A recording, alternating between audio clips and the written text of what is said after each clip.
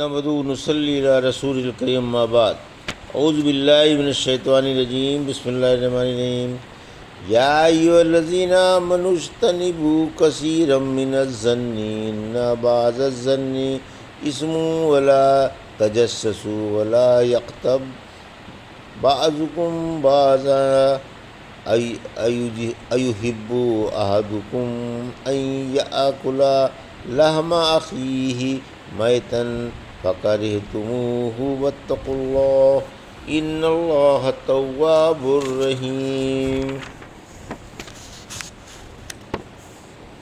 یا ایھا الناس انا خلقناکم من ذکر وانثی وجعلناکم شعوبا وقبائل لتعارفوا ان اکرمکم عند اللہ اتقاکم ان اللہ علیم خبیر۔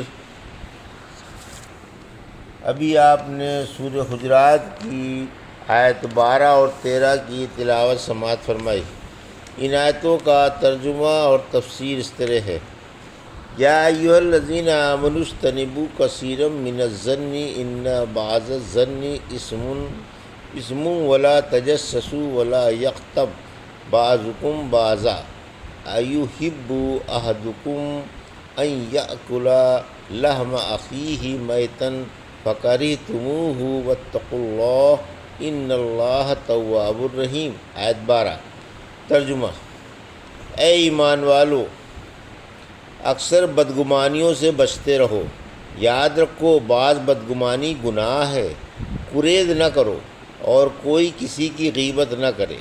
کیا تم میں سے کوئی اپنے مردہ بھائی کا گوشت کھانا پسند کرتا ہے؟ اسے تو تم برا سمجھتے ہو، اور اللہ سے ڈرتے رہو۔ یاد رکھو اللہ توبہ قبول کرنے والا اور انتہائی مہربان ہے۔ یہ تھا ترجمہ سورہ حجرات کی آیت 12 کا تفسیر۔ بدگمانی کی ممانعت، یعنی مسلمانوں کو بدگمانیاں نہیں کرنی چاہیے، اور بیوی بچوں سے، عزیز و اقارب سے خواہ مخواہ بدگمان نہیں ہونا چاہیے۔ ان پر الزام نہیں رکھنا چاہیے اور ان کی طرف سے خوف و دہشت نہیں رکھنی چاہیے، کیونکہ بعض بدگمانی گناہ کا سبب بن جاتی ہے۔ اس لیے اکثر بدگمانیوں سے بچتے رہو تاکہ احتیاط مد نظر ہے۔ عمر رضی اللہ عنہ کہتے ہیں جہاں تک ہو سکے مسلمان کی بات کو اچھائی اور خیر خواہی پر محمول کرنا چاہیے۔ ابن عمر رضی اللہ عنہ کہتے ہیں میں نے نبی کریم صلی اللہ علیہ وسلم کو کعبے کا طواف کرتے ہوئے اور یہ کہتے ہوئے دیکھا: اے گھر، تو کتنا ستھرا اور پاک ہے، کیسی پیاری خوشبو والا ہے، کیسی عظمت والا ہے اور کس قدر بڑی حرمت والا ہے۔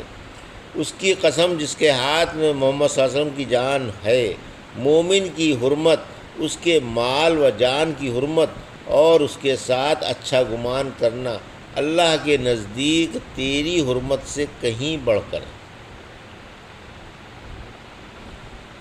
حدیث میں ہے کہ بدگمانی سے بچتے رہو کیونکہ بدگمانی بڑی جھوٹی بات ہے۔ کرید نہ کرو، بھید نہ ٹٹولو، ایک دوسرے کی بزرگی حاصل کرنے کی کوشش نہ کرو، ایک دوسرے سے حسد و بغض نہ رکھو اور ایک دوسرے سے منہ نہ پھلاؤ، اور اللہ کے بندے اور بھائی بھائی بن کر رہو۔ پھر فرمایا کہ ایک دوسرے کے عیب نہ ٹٹولو اور کرید نہ کرو۔ تجسس کا استعمال برائی کے موقع پر ہوتا ہے، اس سے جاسوس بنا ہے جو دشمن کے حالات معلوم کرنے کے لیے روانہ کیا جاتا ہے۔ پھر فرمایا کہ ایک دوسرے کی غیبت نہ کرو، اس میں غیبت کی ممانعت ہے۔ غیبت کی شارح علیہ السلام نے تفسیر کی ہے۔ رسول اللہ صلی اللہ علیہ وسلم سے غیبت کے بارے میں پوچھا گیا تو فرمایا اپنے بھائی کا اس طرح ذکر کرنا کہ اسے برا معلوم ہو۔ پوچھا اگر وہی بات اس میں موجود ہو تو؟ فرمایا یہی تو غیبت ہے، ورنہ بہتان ہے۔ صدیقہ ذرا فرماتی ہیں میں نے نبی کریم صلی اللہ علیہ وسلم سے کہا صفیہ رضی اللہ عنہا ایسی ویسی ہیں، یعنی ٹھگنی ہیں۔ فرمایا اللہ کی قسم تو نے ایسی بات کہی اگر اسے دریا میں ڈال دیا جائے تو اس کا پانی کڑوا ہو جائے۔ غیبت بالاتفاق حرام ہے، اس سے کوئی صورت مستثنی نہیں۔ ہاں وہ صورت جائز ہے جس میں مصلحت راجح ہو موجود ہو، جیسے راویوں پر جرح و تعدیل یا ہمدردی اور خیرخواہی کے موقع پر، جیسا کہ آپ نے ایک فاجر و فاسق کے بارے میں فرمایا تھا کہ وہ بدترین آدمی ہے، اور آپ نے فاطمہ بنت قیس رضی اللہ عنہا سے فرمایا تھا جب ان پر معاویہ رضی اللہ عنہ اور ابو جہم رضی اللہ عنہ نے پیام ڈالا تھا کہ معاویہ تو فقیر و قلاش ہے اور ابو جہم کے کندھے سے لاٹھی اترتی ہی نہیں، یعنی عورتوں کو بہت مارتا ہے۔ یہاں فاطمہ کے ساتھ محض خیر خواہی مد نظر تھی، اور بھی جو معاملات ان جیسے ہوں ان میں تو رخصت ہے، باقی ہر طرح کی غیبت سخت حرام ہے، جس کے بارے میں سخت وعید آئی ہے۔ اسی وجہ سے غیبت کو اللہ نے مردہ بھائی کے گوشت کھانے سے تشبیہ دی ہے۔ فرمایا کہ آپ نے مردہ بھائی کا کوئی گوشت کھانا پسند کرتا ہے؟ پھر فرمایا تمہیں تو اس سے گھن آئے گی، یعنی جس طرح مردہ بھائی کے گوشت کھانے سے طبعی طور پر گھن آتی ہے، اسی طرح غیبت سے شرعی طور پر گھن کرو، کیونکہ اس کی سزا سے زیادہ سخت ہے۔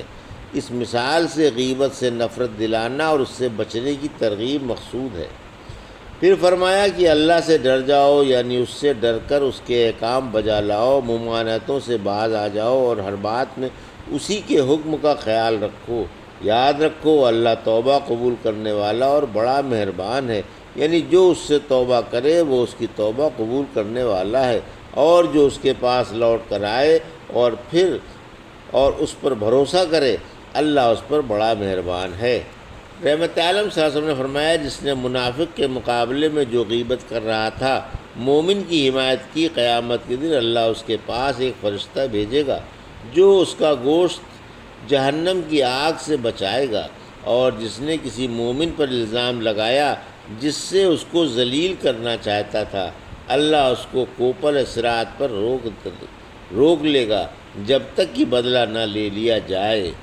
جو شخص کسی مسلمان کی کسی جگہ توہین کرے جس سے اس کی آبرو ریزی ہوتی ہو، اللہ اسے ایسی جگہ رسوا کرے گا جہاں اس کو اپنی حمایت و آخرت محبوب ہوگی، اور جو کسی مسلمان کی اس جگہ حمایت کرے گا جہاں اس کی عزت میں فرق آ رہا ہو اور آبرو ریزی کی جا رہی ہو، اللہ ضرور اس کی ایسی جگہ مدد فرمائے گا جہاں اس کو اپنی مدد کی ضرورت ہوگی۔ یا ایھا الناس انا خلقناکم من ذکر و انثی وجعلناکم شعوبا وقبائل لتعارفوا ان اکرمکم عند اللہ اتقاکم ان اللہ علیم خبیر۔ آیت 13 ترجمہ: اے لوگو، ہم نے تم کو ایک مرد اور ایک عورت سے پیدا کیا، اور ہم نے تم کو جماعت جماعت اور قبیلے قبیلے بنایا تاکہ تم ایک دوسرے کو پہچان لو۔ یاد رکھو اللہ کی نگاہ میں تم میں زیادہ عزت والا وہی ہے جو تم سب میں اللہ سے زیادہ ڈرنے والا ہے۔ یقین مانو اللہ خوب جاننے والا اور کمال خبردار ہے۔ یہ تھا ترجمہ آیت 13 کا تفسیر۔ آیت 13: تمام لوگ آدم و حوا سے پیدا ہوئے۔ اللہ نے لوگوں کو ایک ہی شخص سے پیدا کیا، پھر اس سے اس کی بیوی پیدا کی، یعنی آدم سے حوا کو، اور آدم و حوا اسے ساری دنیا کو پیدا کیا۔ شعوب قبائل سے عام ہے، قبائل کے بعد فضائل، عشائر، عمائر اور افخاذ ہیں۔ رحمت عالم صلی اللہ علیہ وسلم نے فرمایا نسبوں کا اتنا علم سیکھ لو کہ صلہ رحمی کر سکو، کیونکہ صلہ رحمی کرنے سے لوگ تم سے محبت کرنے لگیں گے، تمہارے مال میں خیر و برکت ہوگی اور لوگوں میں تمہارا ذکر خیر رہے گا۔ پھر فرمایا کہ حسب و نسب دنیاوی دھندے ہیں، یہ اللہ کے یہاں کام آنے والے نہیں، وہاں تو تقوی اور دینداری کی پوچھ ہے۔ تقوی کی فضیلت: رسول اللہ صلی اللہ علیہ وسلم سے پوچھا گیا کہ زیادہ عزت والا کون ہے؟ فرمایا اللہ کے نزدیک زیادہ عزت والا زیادہ تقوی والا ہے۔ صحابہ نے کہا ہم یہ نہیں پوچھ رہے۔ فرمایا پھر زیادہ عزت والے یوسف ہیں جو اللہ کے نبی کے بیٹے ہیں، اللہ کے نبی کے پوتے ہیں اور اللہ کے نبی کے پڑ پوتے ہیں؟ بولے یہ بھی سوال نہیں۔ فرمایا اچھا، عرب کے بارے میں سوال کر رہے ہو؟ بولے ہاں۔ فرمایا جو جاہلیت میں بہتر تھے وہی اسلام میں بہتر ہیں، بشرط یہ کہ سمجھ پیدا کر لے۔ اللہ تمہاری صورتیں اور مال نہیں دیکھتا، وہ تو تمہارے دل اور اعمال دیکھتا ہے۔ آپ نے ابو ذر رضی اللہ عنہ سے فرمایا دیکھو تم کسی گورے یا کالے سے بہتر نہیں ہو، ہاں اگر تقوی میں بڑھ کر ہو تو بہتر ہے۔ مسلمان بھائی بھائی ہیں، تقوی کے علاوہ کسی کو کسی پر فضیلت نہیں۔ تم سب آدم کی اولاد ہو، آدم مٹی سے پیدا کیے گئے۔ باپ دادا پر فخر کرنے والے فخر کرنے سے باز آ جائیں، ورنہ اللہ کے نزدیک ریت کے ٹیلوں سے بھی زیادہ بے وقت ہو جائیں گے۔ عائشہ تنا کہتی ہیں رسول اللہ صلی اللہ علیہ وسلم کو دنیا کی کوئی چیز یا کوئی شخص اچھا معلوم نہ ہوتا تھا علاوہ متقی کے، یعنی آپ کو تقوی والا شخص پسند آتا تھا۔ پھر فرمایا کہ اللہ تمہیں خوب جانتا ہے اور تمہارے کاموں سے خوب واقف ہے، جسے چاہتا ہے گمراہ کر دیتا ہے اور جسے چاہتا ہے ہدایت کی توفیق عطا فرما دیتا ہے۔ وہ جسے چاہے عذاب دے اور جس پر چاہے رحم فرمائے اور جس پر جس کو چاہے فضیلت دے، یہ تمام باتیں اس کے علم پر موقوف ہیں۔ یہ تھا سورہ حجرات کی آیت 12 اور 13 کا ترجمہ اور تفسیر جو ابھی آپ نے سماعت فرمائی۔ بارک اللہ لی و لکم فی القرآن و نفعنا ایاکم بآیات الذکر الحکیم۔